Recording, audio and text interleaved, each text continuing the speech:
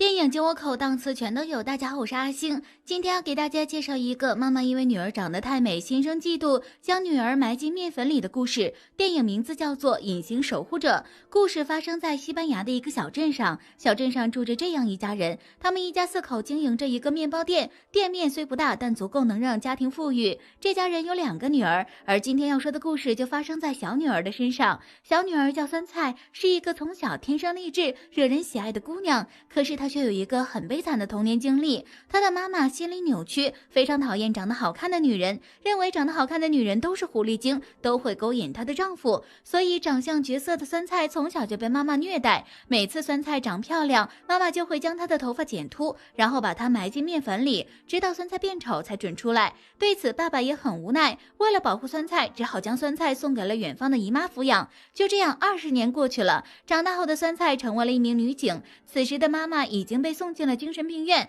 她的姐姐接手了家里面包店的生意，而爸爸却去世了。自从爸爸去世后，酸菜便再也没有回过家，直到有一次有人报案称他在河边发现了一个裸体女人的尸体。酸菜在查案的过程中忽然想起，在6周前自己的家乡也有一个类似的杀人案件，死者都是生活不检点的女性，死后也都被凶手扒光了衣服，同时大腿之间被放了一片饼干，很明显这是一个连环凶杀案，而作案的人也是同一个人。为了查案，酸菜来到了自己的家乡，大概是因为他在这里有过一些不好的经历，所以在刚踏进家乡的这片土地上时，内心是百感交集的。后来酸菜和姐姐见了面，在与姐姐的谈话中得知，在小镇上能做出凶手留下的那种饼干的糕点店，包括他们家在内，一共有4家。没过几天，又有人发现山中小河边有一名被杀害的女子，同样大腿之间也被放了一块饼干。酸菜猜想，既然自家的面包店可以做出这种饼干，而母亲又那么痛恨美貌不检点的女人，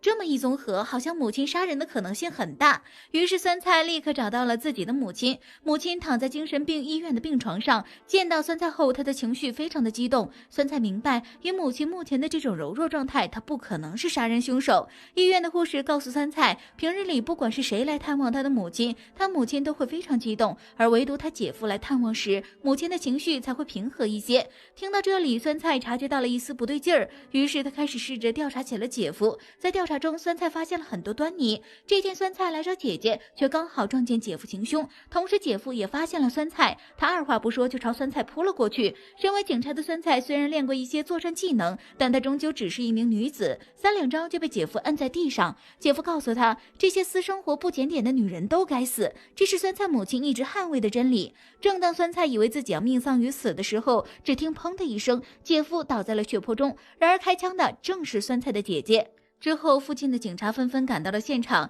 他们在这里发现了很多的尸骨，而这些尸骨正是这20年来频频失踪的女孩。就这样，案件被破了，而酸菜在破案后升了职，后来还与男友结了婚，生了一个可爱的小宝宝。电影结束，虽然这是一部惊悚片，但故事前后的强烈反差，恰恰是在告诉我们，不管你现在在经历着什么样的磨难，承受着怎样的痛苦，请相信风雨过后一定会有美好的天空，未来一定会好起来。好了，以上就是本期阿星谈电影，下期节目同样精彩，小伙伴们记得关注观看哦。